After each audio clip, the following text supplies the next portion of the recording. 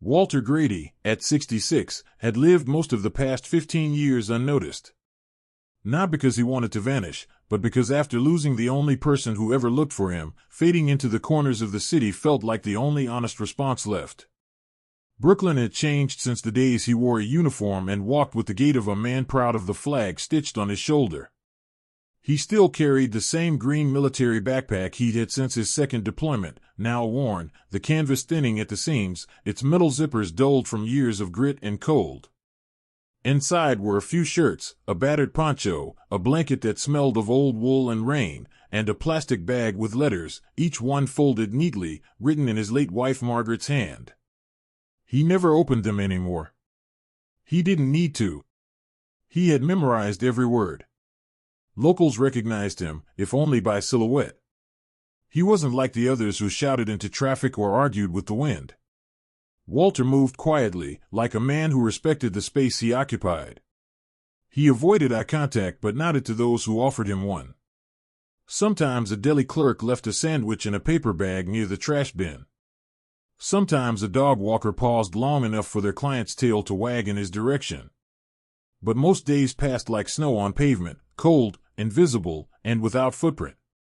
What people didn't know, or perhaps didn't care to ask, was that Walter had worn the same boots through deserts half a world away.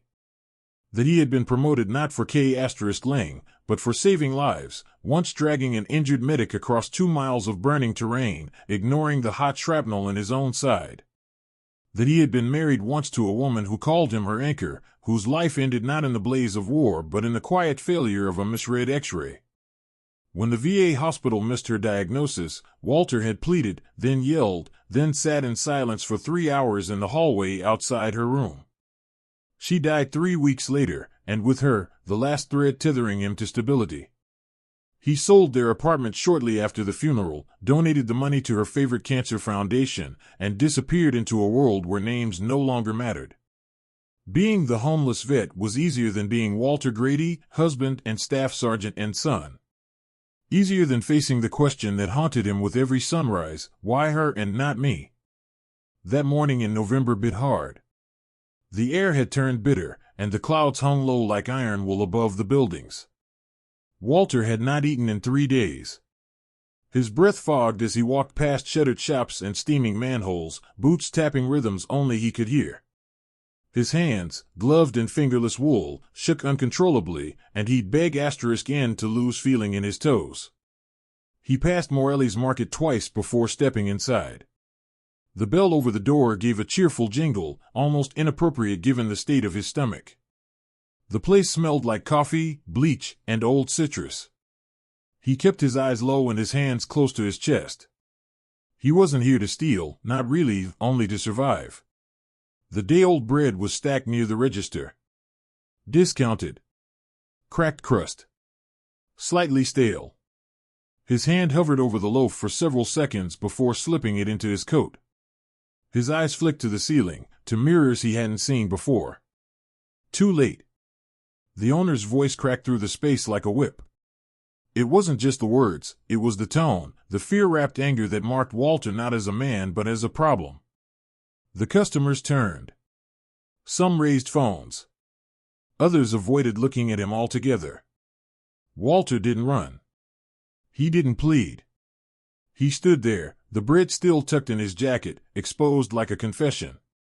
There was a kind of surrender in his stillness, not of guilt, but of exhaustion. He had marched through G*fire, navigated bomb threats, survived a war zone, but nothing prepared him for this moment of quiet humiliation in his own country, on a street where he used to buy groceries with his wife. 2 officers arrived. One older, indifferent. The younger one hesitated when he noticed the dog tags peeking from beneath Walter's collar. There was a brief moment, one heartbeat, where it seemed recognition might win out over procedure. But the older officer gestured firmly, and protocol took over. The cuffs were applied. Cold metal around thinning wrists. He was taken away in silence. The market returned to normal within minutes. The bread, still unpaid for, was tossed into a bin marked spoiled goods. At the precinct, the system received him like any other petty thief. A file was opened, a much asterisk T taken, his name logged into a spreadsheet that had no columns for valor, grief, or sacrifice. The public defender assigned to him met him for 3 minutes in a fluorescent-lit hallway. The man didn't ask questions, only confirmed Walter's name, asked for his plea, and explained that he'd be seen by a judge the next morning. That night, Walter sat alone in a holding cell. No blanket. No pillow. Just concrete walls and the stale smell of old sweat and Lysol. He didn't sleep. Hunger gnawed at his stomach, but shame weighed heavier. He remembered the day he received his honorable discharge. The applause. The certificate. The sense of finality. But no one had clapped when Margaret died. No one had cheered when he spent his first night in a doorway during a thunderstorm, shivering beneath his old army coat. And certainly no one applauded now, as a file folder marked theft, Bread was stamped with his name in bold black letters. In the morning, he would walk into court in the same clothes, unwashed and wrinkled. No one would be waiting in the gallery. No one would speak for him. Walter Grady had once carried fellow soldiers through fire. Now, for taking a loaf of bread, he would be judged by strangers who knew only the last page of his story, and none of what came before. The next morning, Walter was led into the municipal courtroom in zip-tied shoes and the same coat he'd slept in. It hung loose around his shoulders, a size too large for months of lost weight. His hair was pressed flat on one side from the bench he'd used as a pillow. His face, marked by deep creases, wore an expression that was neither fear nor shame, just resignation. The kind only time and silence could shape. The courtroom was busy, but not for him. Walter was just another item on the docket. A petty charge between 2 divorce filings and a dispute over traffic violations. His case number was called without fanfare. The public defender, late and distracted, shuffled beside him as he stepped to the defense podium. Around them, lawyers scrolled on phones, clerks typed, and the gallery whispered. No one looked at the old man with the tired eyes and the dented backpack. Judge Michael Carmichael sat behind the elevated bench. Stern. Efficient. He had a reputation for quick rulings, short patience, and no tolerance for theatrics. He was known to be fair, but only in the way a scale is fair, never bending, never personal. His eyes barely lifted from the folder in front of him as the clerk read Walter's name aloud. The charge was simple: misdemeanor theft. 1 loaf of bread. Prior warnings, prior citations for loitering, but no violent offenses. The recommendation was clear: temporary detainment, followed by a court date in 3 weeks. The public defender offered no argument. He had other cases lined up, more urgent by volume, if not by dignity. Walter was asked how he pled. He said guilty. Not because he was, but because he had no fight left in him to prove otherwise. To argue about hunger, grief, or forgotten medals. The word came out like dust, soft, settled, and irreversible. Something flickered in the judge's expression. His eyes moved from the file to Walter. Then back again. A pause. Not long. Just enough to break the rhythm of the morning. Judge Carmichael turned a page in the file and stopped mid-sentence. His brow furrowed. His posture shifted. He leaned closer to the bench. A small change, but enough to draw the attention of the bailiff, who tilted his head slightly in confusion. He looked again at the defendant standing silently in front of him. The name. The rank. The military service. The mention of 3 tours. The Bronze Star. Something began to rise within the judge, something more personal than legal. There was no outward acknowledgement. No word spoken. Only a sudden and unexpected action. Judge Carmichael stood up. The courtroom stilled. Judges didn't stand in misdemeanor cases. They didn't leave the bench mid-hearing. But without explanation, he announced a 15-minute recess. He told the defendant to remain where he was. Then he turned and exited through the side door, robes brushing the edge of the wooden threshold behind him. Behind that door, in his chambers, the judge moved as if led by instinct more than memory. He opened a drawer in his desk and pulled out a photograph, old, weathered, but protected in a plastic sleeve. It showed a military unit in desert fatigues, standing before a canvas tent under an angry sun. Faces younger, bodies stronger. And there, standing in the back row, was a man with a square jaw and a quiet stance. A man named Walter Grady. The judge sank into his chair. His hands shook slightly as he logged into an old database and entered his credentials. The search was quick. The results, undeniable. Walter Grady, former Staff Sergeant, U.S. Army. Iraq. Afghanistan. Confirmed service record. Multiple commendations. A Bronze Star awarded for bravery in Fallujah, where he had rescued a wounded medic under fire, carrying him 2 miles through fire and smoke. The medic's name, Michael Carmichael.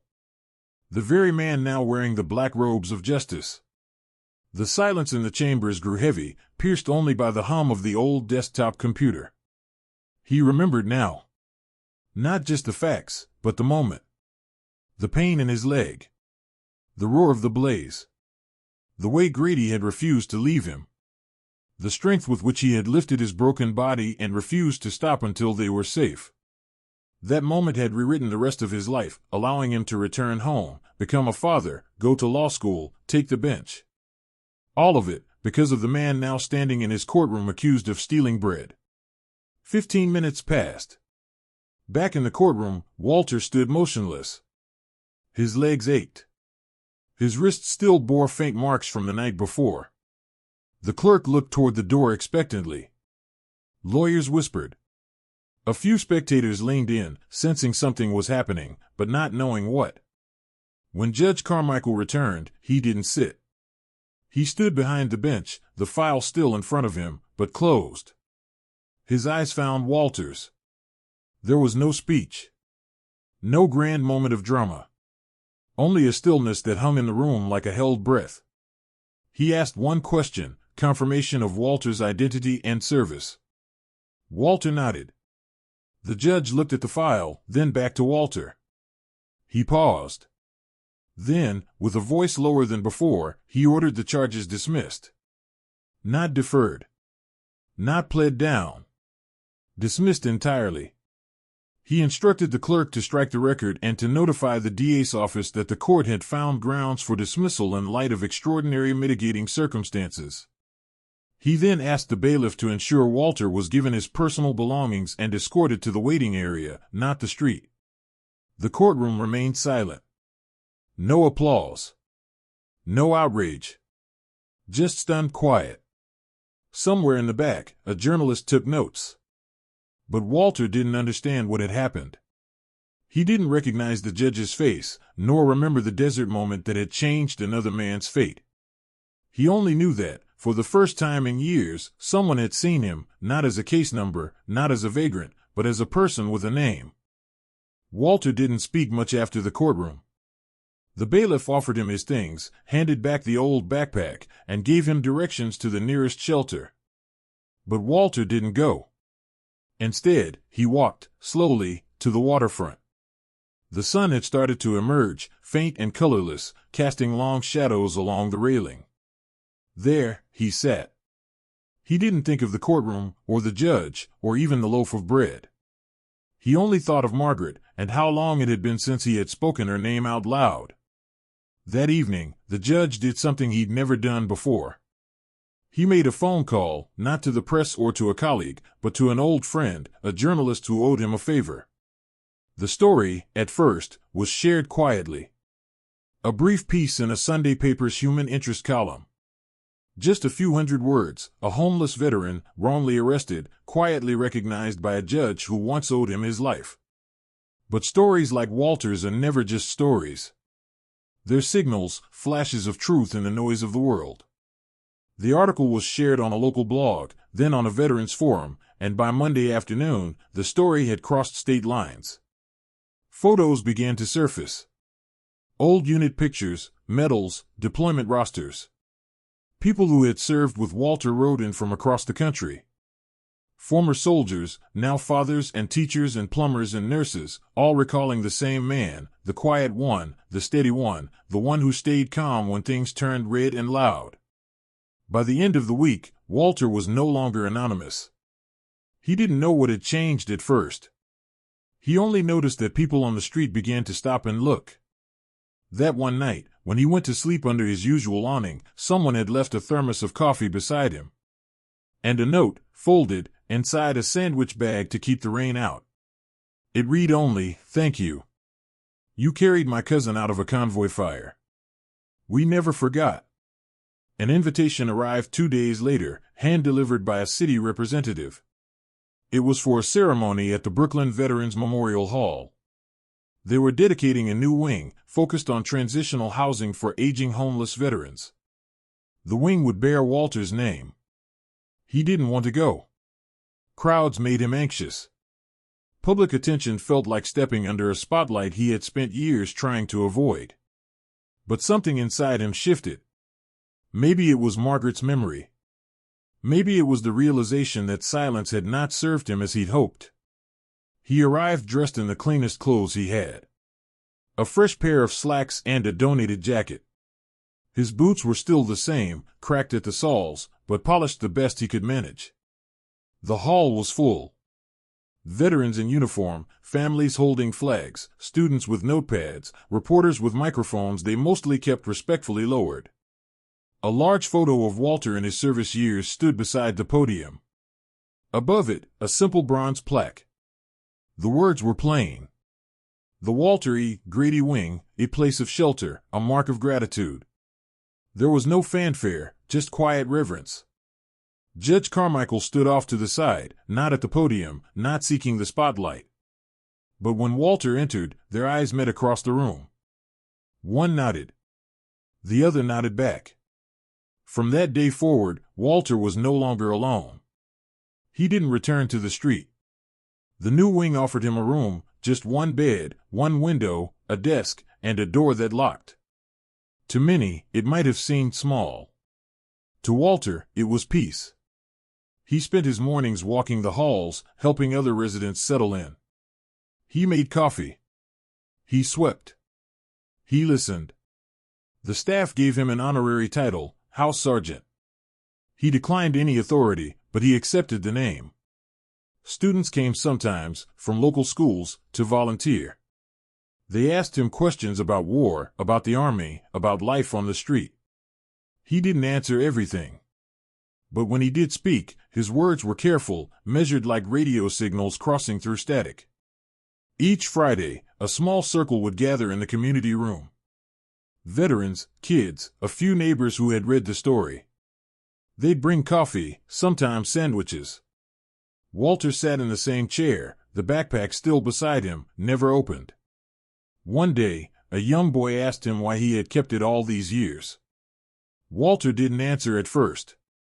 Then he said that it reminded him of who he used to be.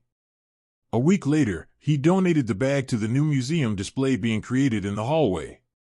They placed it behind glass, along with the loaf of bread, now preserved and symbolic, and the folded note that had once been left by the sandwich bag. There, beneath the display, was a single engraved line. Service may end. Respect should not. Walter Grady never asked for recognition. He didn't need a medal or a podium. What he needed was what any man needs, to be seen. To be remembered not for the moment he faltered, but for the life he lived before the world looked away. And now, even in his silence, he spoke louder than he ever had. People still passed by him on the street sometimes without noticing. But fewer did. Some would stop. Some would thank him. And those who once watched without helping now taught their children to notice. Because one man's quiet kindness, even in his final act of desperation, had reminded a nation what dignity looks like.